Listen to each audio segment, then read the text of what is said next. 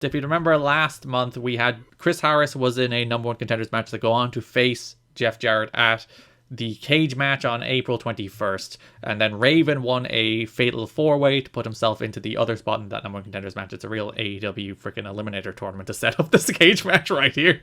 But so we are building to the Road to the Cage, which had graphics, Liam. They had Road to the Cage graphics. This is my favorite New Japan tour. Yeah, the Road to the Cage. The steel cage, in fact, because it's made out of steel. It's not a wooden cage or a plastic cage. I wish New Japan ran a show that was like The Cage in Osaka. Yeah, that would be cool. They should do that.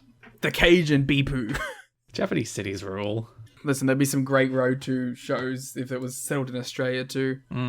The Cage in Wollongong.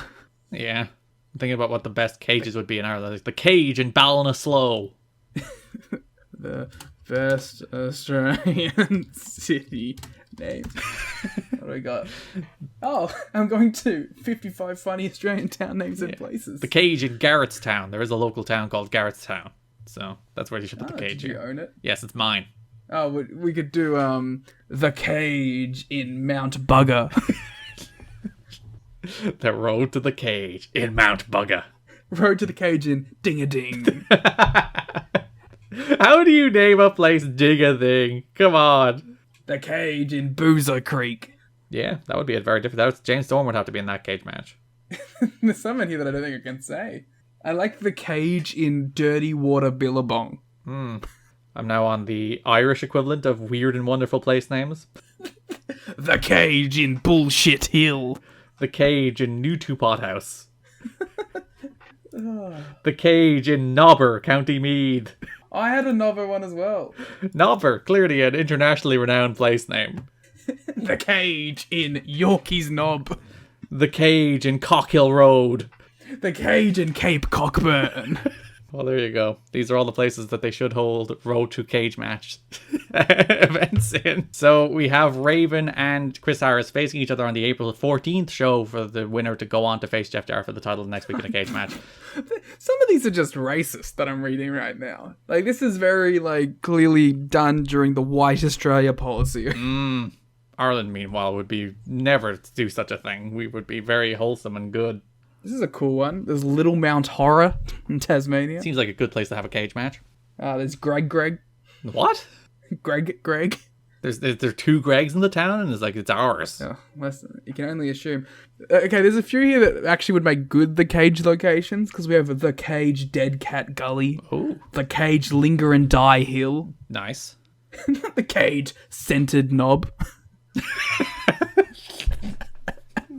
The Cage Big Dick Boar. My personal favourite, The Cage in Kilbrittain, County Cork. That is very fitting for you. I like the Cage in Weewa. It is the birthplace of the cotton industry in Australia. Good. Apparently, the indigenous meaning of Weewa is fire for roasting. Just very different kind of cage match then. Raven and Chris Harris did interviews on what was the America's X Cup show, which was the first show of the month, April 7th. Raven sat down with Mike Tenay. He's facing Harris next week. He will fulfill his destiny. He was did an extended military simile where he was like, Harris isn't ready because I'm like a general and he's only a captain, something like that. I don't know. I watched Top Gun yesterday. I know military ranks. He said that he was a 4-star general, and I said, more 2 3/4. Owned! Said Harris won't win, and Russo's been playing favorites. And then he referenced that because of Janet Jackson, that they want safe talent now, but you can't stop him because this was the year of the Janet Jackson wardrobe malfunction at the Super Bowl. And I was like, what? Well, he's saying not what's it called? The standards and practices style television. Don't have anything that's out, don't have Raven on the screen, basically. Don't have anything that confronts societal norms or anything, I guess, is what he's going for here. Raven is just too risque. He's much like a Janet Jackson titty. You can't control Raven. You can't show him on television. He's too hot for TV. He should be like, well, you're on pay-per-view, it's fine. Yeah, it is fine. You can do whatever you want. You can get a titty out if you want, Raven. Unless FSN see it. Oh, Is this Raven subtly confirming the FSN rumors on TV on pay-per-view? Yeah, he's like, this is why they don't want me on the show anymore. I'm too extreme for family-friendly 3 p.m. in the afternoon television. Mm-hmm. So we also had a Chris Harris feature, and he did a promo where he's talking about how he's going to, how Raven and Jarrett feel like he doesn't belong, but he's going to prove that he does, and he's going to cash in at Raven's expense in their number one contenders match the following week. I much preferred Harris's promo like last month, where he did that big fired up one. He was more going for like the, I'm ahead of my biggest match of all time, so I'm going to talk very like somberly and focusedly, and whereas I thought he was a much better promo when he did like a big fired up passionate promo.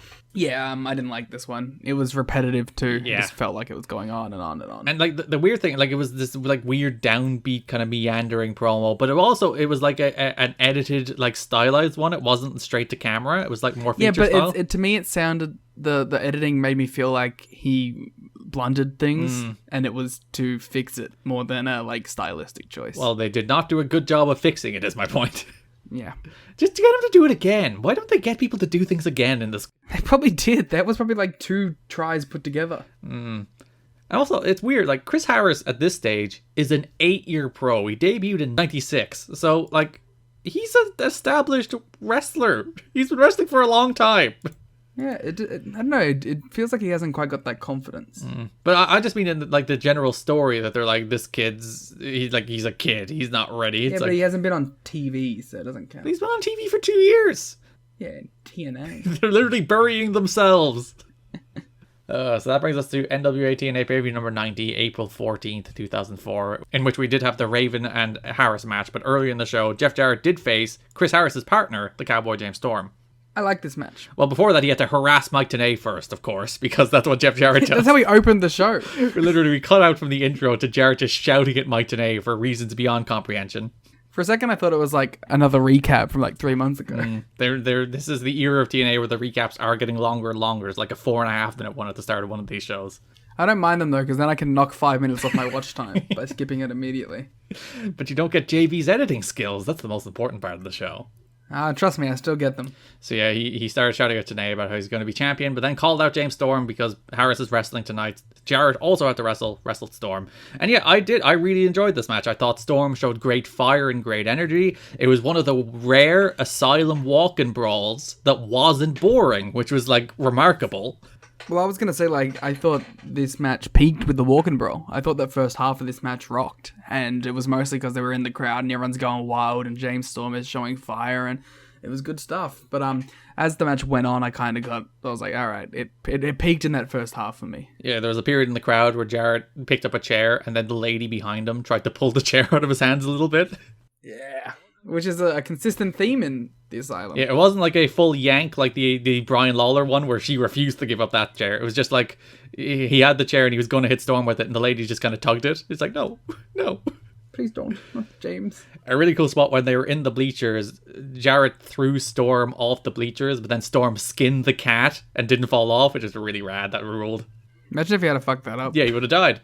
On the topic of James Storm nearly dying, they then brawled back toward the ringside area. He threw Jarrett over the announce desk, and he was still on the other side of the rail. So he tried to jump off the rail, but his foot slipped, and he nearly crashed and burned, but he just about saved it. He made it. Just about survived. So they brawl back into the ring. They do like a decent match. I like Storm a lot in this match. This is, again, one of those moments where like, oh, this guy has it. He's just a great fiery baby face. It feels like we are getting to that stage now where Storm is feeling and looking like Storm. And again, stealing his partner's thunder. It's his specialty. So Jarrett tried to use the chair to avoid starting the match as well. Storm got the jump on him. Storm got a visual pin on Jarrett, which is surprising because like if you go back to the first Jarrett and Harris match, they even had to give you a visual pin of Jarrett on Harris in that match, not the other way around. There's a lot of, and this might go to your point earlier of it feeling like the company's in a bit of a holding pattern. But there's a lot of giving guys wins while also giving them outs and giving them their shine at the same time this month. Honestly, there's a thing I think that goes back to, and I think that's more Vince Russo influence. Because especially when you look at the way the tag team title feud is booked this month, it is as Vince Russo as it could possibly be. And I think that kind of thing where it's like you're avoiding doing clean finishes, you're doing outs, you're doing rep pumps, you're doing double finishes, which we'll talk about later. There's a lot more stuff where they're just doing everything that they possibly can to avoid clean finishes.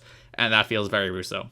Yeah, it's frustrating because I really hate when it feels like the matches have the same finish one after another, and even if they don't do the exact same finish, even if they do something similar but then twist it at the end to be the other way around, I still just don't like that repetition. Like every match on all these shows has run-ins or interference or post-match angles. Like this has a post-match angle, the Kaz and Dutt match has a post-match angle, the Diamond and Swinger match has a post-match angle. The Dutt and Kaz post-match angle doesn't even make a lot of sense. No, it's just the Abyss comes out and beats the shit out of them. For like no reason. But like it doesn't advance any story there. It just makes the X Division champion and the top contender in the X Division title division look like nerds. Yeah. But that's TNA. Storm went to hit Jarrett with the guitar, but Andrew Thomas pulled it out of his hands, creating a distraction, allowing Jarrett to hit the stroke and win. Then Jarrett cut a promo after the match on Raven and Harris about how he's going to hurt them. Then he took out Storm's leg with a steel chair, applied a figure four before Harris eventually made the save. Then Raven ran in, attacked Harris, attacked him with a chair. And actually, I thought a really cool spot. So Raven does the dropped hold on a chair as a signature spot. But this time there was two chairs set up. So he dropped hold him into one, and then Harris's hand happened to fall on the other, and then Raven immediately stomped on it. And I thought like the setup for that was really well executed. That was a nice touch. I thought it was actually kind of cool to see Raven and Jarrett on the same page, because that's not something we've ever really seen in TNA history to this point. Or at least currently with mutual enemies. Yeah, well, like not like they're friends, but in like they're both bad guys at the moment, so they're willing to work together. And you saw a bit of that in pay-per-view number 89 when Raven like gave respect to Jarrett. He's like, there's a reason he's the champion, been the champion the whole time. And as soon as he said that, I was like, you're starting to see that like kind of begrudging respect between them because they're both bad guys. And the part of his point there is like that only I then am the one can beat him, and Harris can't. Yeah. But it is he is still really good and needs to be beaten. Yeah. So then Raven applied a cross-face chicken wing, which he clearly watched a bunch of James Mason tapes, because James Mason won 2 matches in the America's X Cup the week before with a cross-face chicken wing, and he's like, it's my move now. Yeah, I hope James confronted him. Yeah, he's like, yo, bro, that's my move. This is why I'm not getting booked at TNA. Is that his accent? Yo, bruv, that's my move. Ooh, okay. Just to switch the bro to a bruv. Were you adjusting your singlet while you did that? Oh, God, yeah. We'll talk about that in a minute. God. We'll talk about how Team UK has the worst gear I've ever seen in my life. They're just the most indie group of human beings, but it's impossible. And being in the ring with Team Mexico, who have like tremendous, colorful gear. Yeah. Polished looking pro wrestlers, and then a bunch of nerds.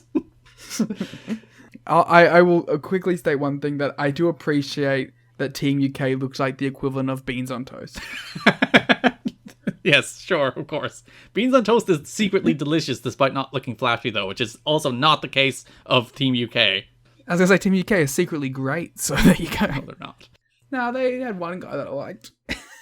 Oh, Extreme Dean. So after Raven dropped hold of him onto the chair and then stomped his hand on the chair and then hit his hand some more, he applied a crossface chicken wing. Russo made the save. Raven grabbed Russo by the throat. Then Styles made the real save. Russo offered Styles a handshake, but Styles said no and walked away. He's like, you didn't look at me when I did that flip in the pool that one time, you motherfucker. This is what it all goes back to. I hate you, Dad. Later in the show, Scott Hudson had Russo and AMW together. Harris said he can go. Styles walked in. He's like, put me in the match against Raven instead. And Harris was like, no, go fuck off. He didn't say that. He said it in politer language. I wish Harris was like, fuck off. So Hudson then had a backstage interview with Raven, promised that Harris wouldn't make it to the cage. That was the language he used, that he wouldn't make it to the cage. And then says Sabu has his back. But then Hudson asked if Raven has Sabu's back. Something that he says repeatedly. Yeah. And I like that when they had that first conversation and Hudson talks to him about it and goes, hey, do you have his back? And then Raven just is like, yeah, of course Sabu has my back. It's like, that wasn't the question he asked you. He is a very selfish man. But I just like that in his head, he heard it was a question phrased to him, not that it was about Sabu. So yeah, of course he has my back. So that brings us to our main event, in which Chris Harris defeated Raven to become #1 contender for the NWA World Heavyweight Championship and will face Jeff Jarrett in a steel cage match next week. So the entire story of the match was Harris had his shoulder taped, Raven worked over the shoulder, Trio K watched on from the stands, Styles was watching on a monitor, and Raven was... I don't know why they did an arm match. I don't get it. Like, Chris Harris's strength, his entire thing, is that he's this big, like, explosive wrestler. And I guess the idea from the story perspective is that they're showing a different side of him, that he can win a match a different way, but also it just takes away his biggest asset as a wrestler right before, in theory, his biggest match against Jeff Jarrett. Yeah, I don't know. This match didn't do a lot for me. I thought it was just kind of dull. And just Raven doing a body part match. We know this. We watched, remember, that Disco Inferno match last year where bizarrely him and Raven went out and did like a limb work match. And like, it was super boring. And now they're like, this is what Raven is as a heel. He'll come out and do a limb work match working over Harris's injured shoulder. That's not what anybody wants from Raven. I don't want like a psychology match. I don't want Don West to say the words, the psychology of this match is unbelievable, Mike. I wish Mike turned to him and said, explain.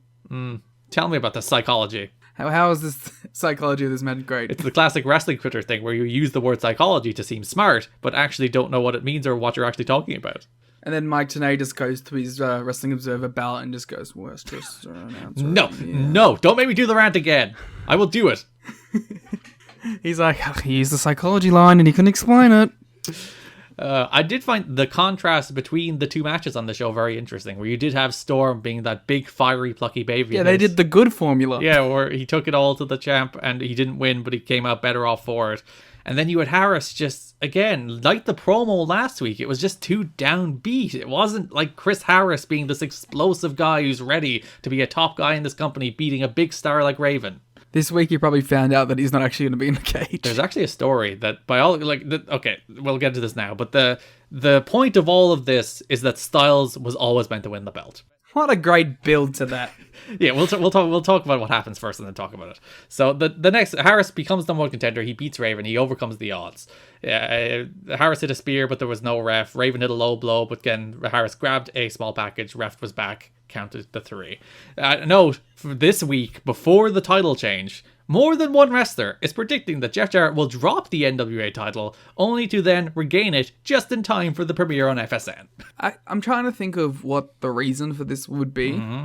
The only things I can think of is that maybe they wanted to say, once they're on TV, that AJ Styles is a multiple-time world champion.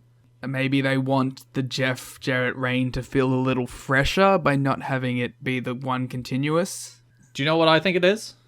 Sure. Is this a bid answer or is this like an actual No, answer? An actual answer. Ooh, don't get them very often. I think it's him just trying to pacify the locker room. That he's like, look, we'll give a title run to Styles, and then I'll get the belt back by the time we're back on TV. But you know, I didn't hold the belt the entire time AJ was champion. So he can go, look, we made AJ champion. It wasn't just me as champion. Because he's already at this stage been champion for 6 months. So if he's going to get to TV and be champion for a while they're on TV, that's going to be a very long reign. And he's champion for a while when they get on TV. Garrett, if you've been really trying to subtly prepare me for this reign... You know about the Jarrett Reign of Terror. I know the name, but then again, I feel like my biggest thing about this is I would have had the first like show of Impact to be him winning the title back then or something. You know? Well, you will see if that's the case. Well, no, they said before the premiere of the FSN show. Yeah, it's not the case. He literally wins it in the last show before the TV show debuts. I don't know why you wouldn't run that on the first show. If you have like a title match ready to go and you want to get a new champion, then do that for the first show.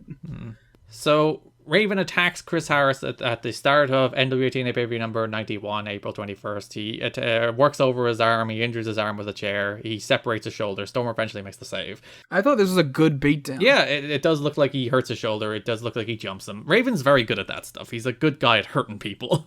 He's a good brawler too. So the show-running story here is Harris is out. Separated shoulder, needs to be taken to the hospital. He cannot do the main event world title match against Jeff Jarrett. So Russo has to decide who will fill in.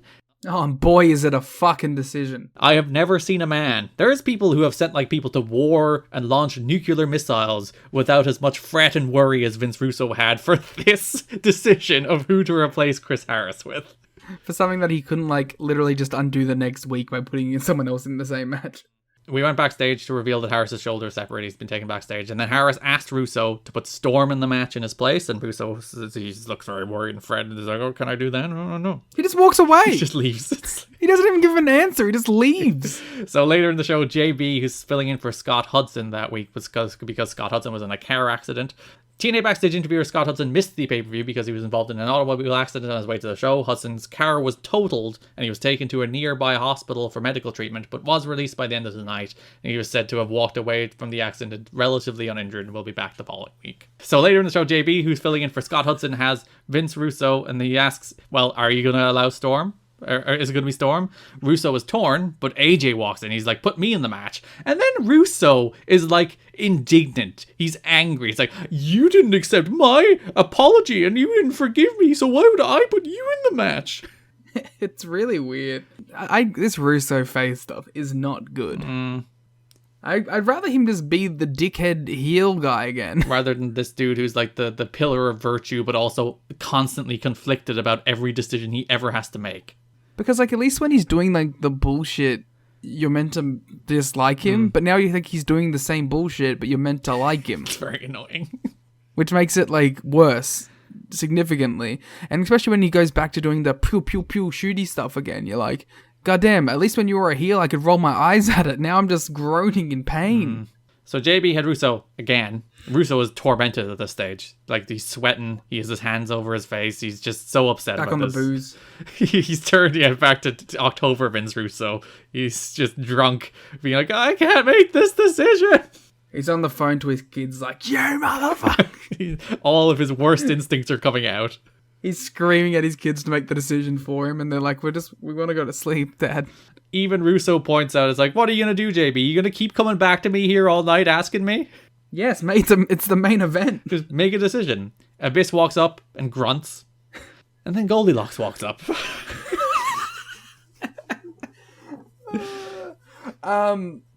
So... Yeah. Do you want to talk about the Goldilocks stuff now? Because it's only been a couple of weeks. Yeah, so, like, if you remember at the end of last month, there was the new Goldilocks character, where she was managing Abyss, kinda, and she was also doing a British accent.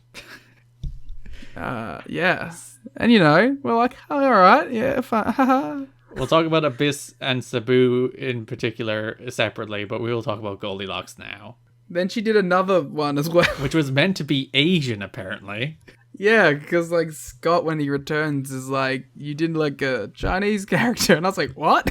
When did she do that? It was just a woman in glasses with long hair. Yeah, that was the one where she, like, calmed Abyss down. She didn't actually do anything. You clearly couldn't tell the racial stereotype she was doing because she didn't actually talk. Yeah, that was they didn't dare put a mic next to her. So here, she walks up doing a, like, just horrifically racist Puerto Rican stereotype.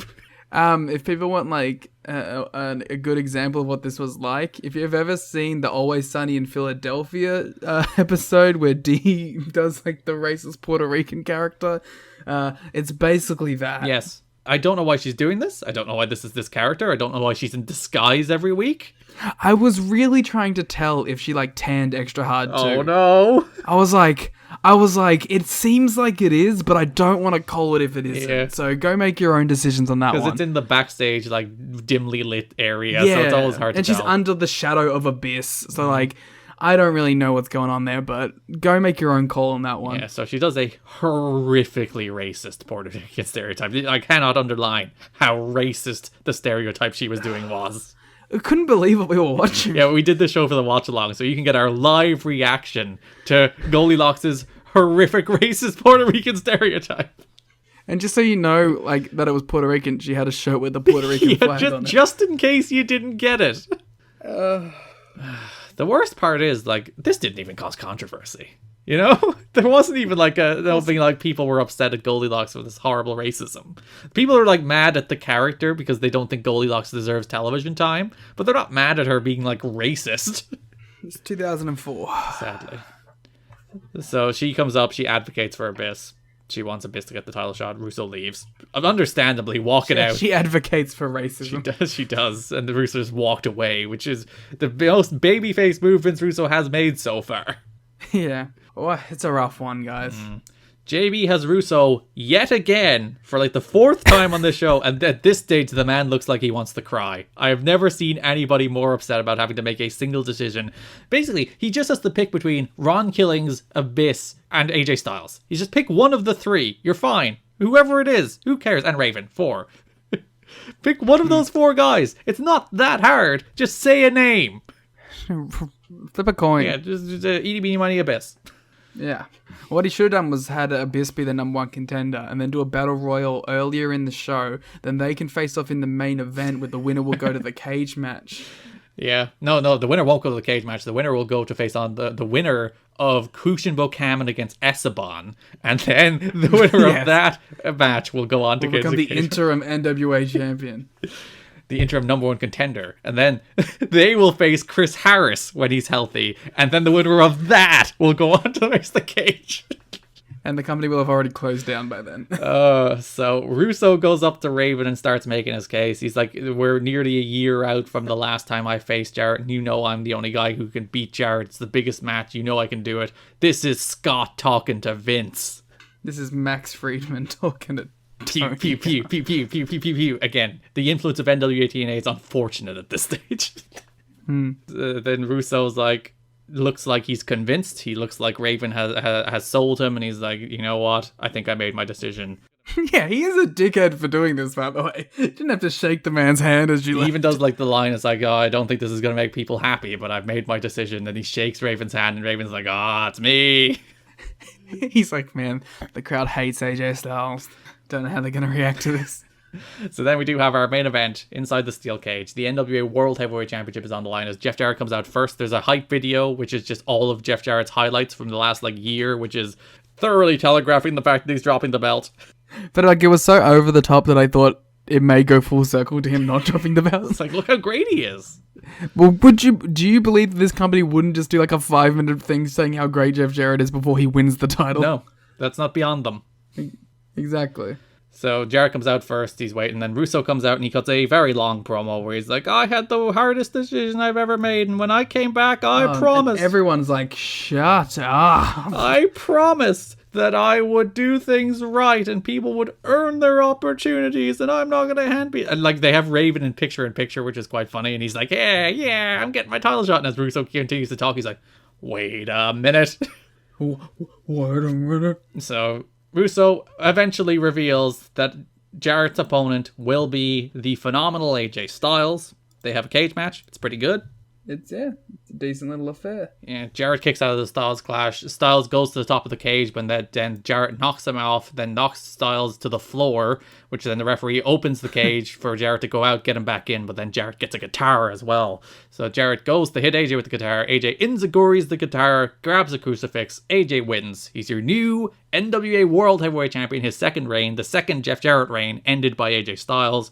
AJ hugged Russo. They're pals. They're friends again. He's new champ. Mm-hmm.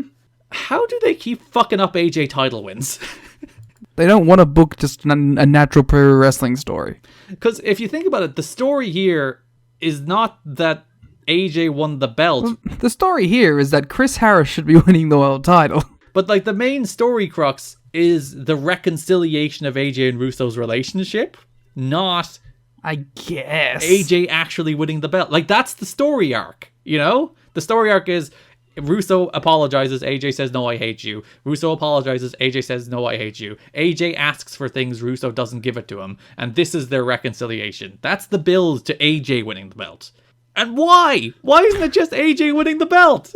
Do I need to do another rant about how AJ Styles winning the title is actually all about Vince Russo? Again, it is. For the second time in a row, AJ winning the belt is all about Vince Russo. And it's so stupid. The problem is, too, it's not even a thing people care about. No one's there, going, oh, God, I hope Vince can get AJ to forgive him this week. Yeah.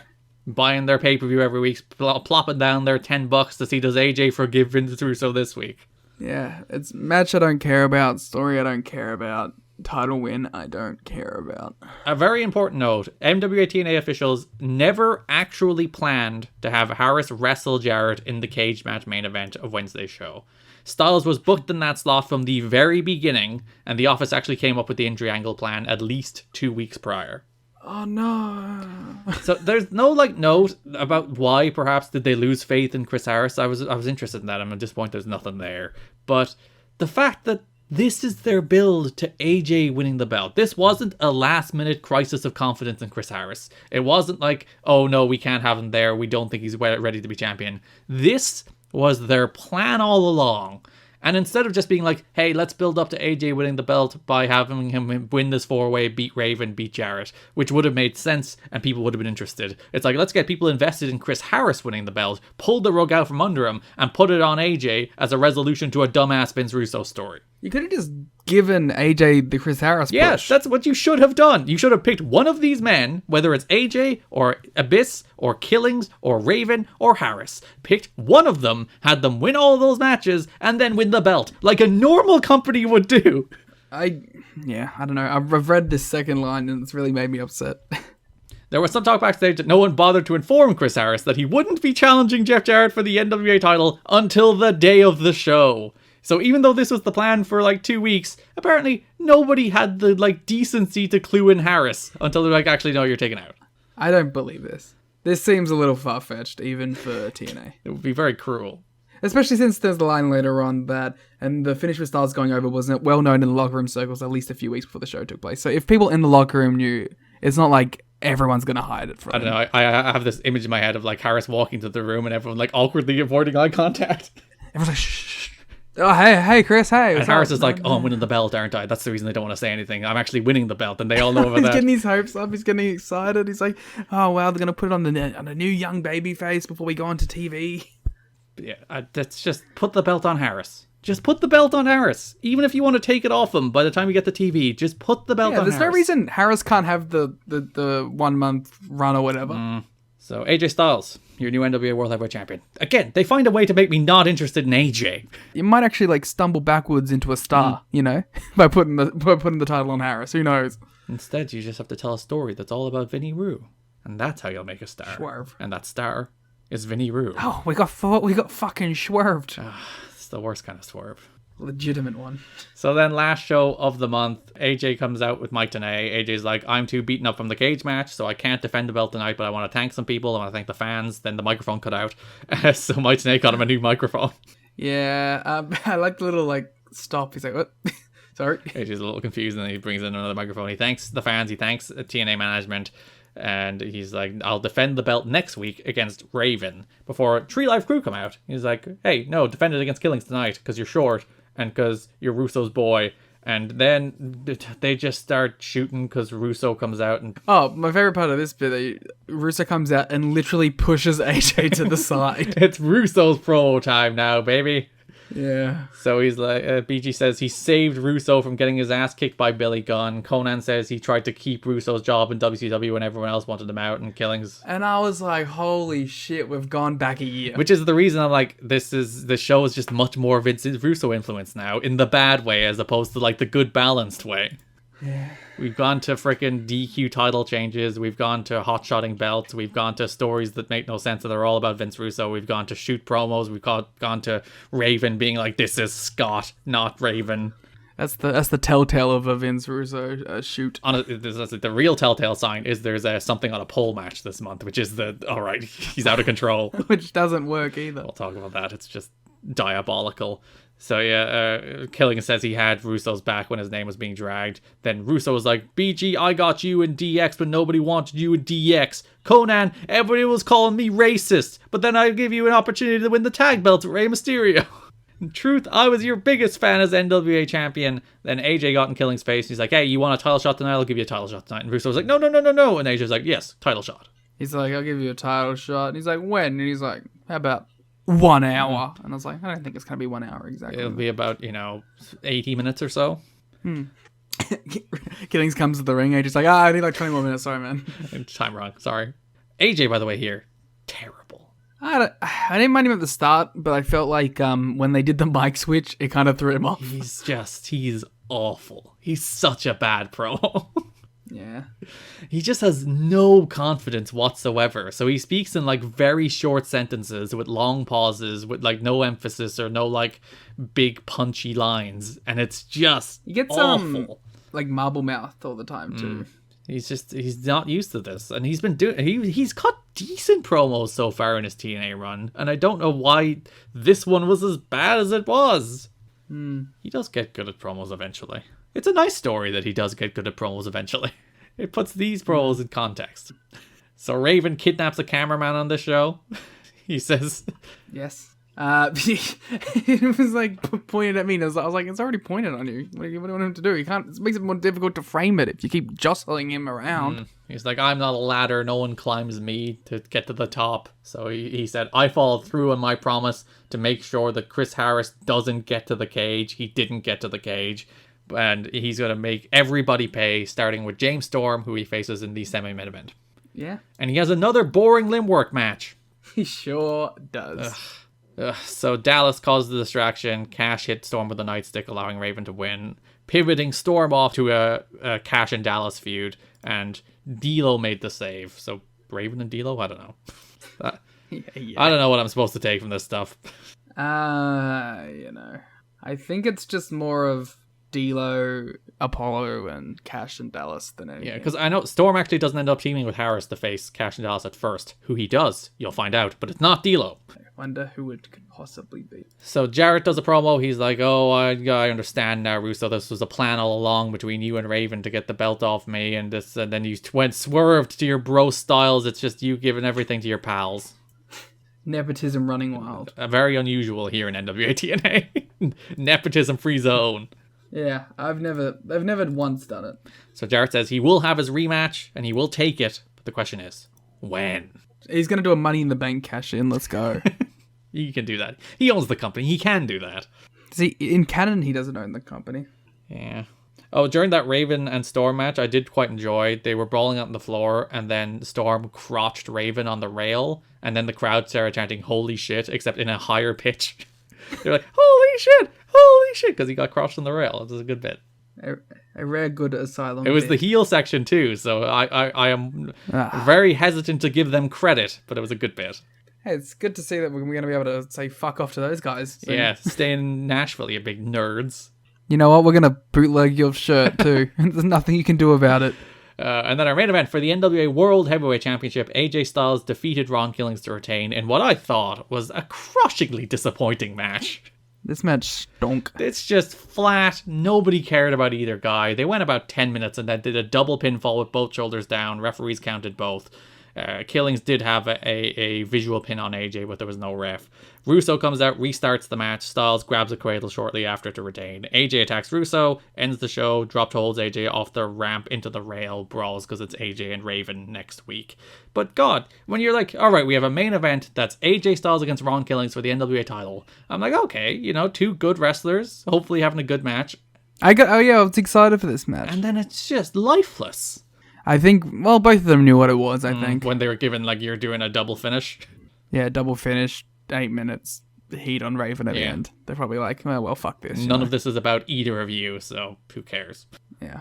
Yeah, very sad. That's your heavyweight title stuff for the month. So the big thing is that Chris Harris, once again, shafted out of his NWA World title win. Is a loser. He's just a big, gigantic dork loser who never wins the big one. Yep. And we will continue to recover that note in the coming weeks and months. And years. Because he's not immediately shunted out of the heavyweight division. He has about another month before he is then shunted out of the heavyweight division. But still. We'll get there. And AJ is your new world champ. Again, for the second time in a row, they've somehow managed to put the belt on AJ and make me not interested in it. Remarkable company. Truly incredible stuff.